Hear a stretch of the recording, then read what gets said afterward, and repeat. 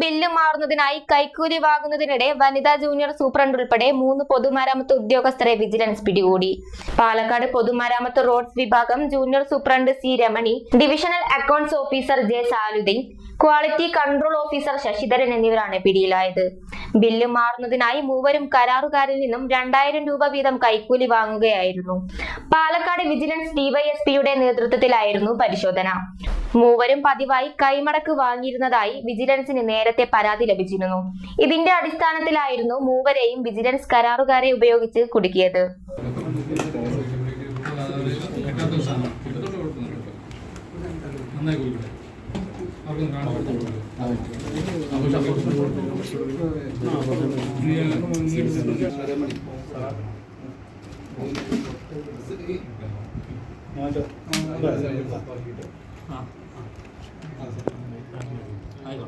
അമ്പരീഷ്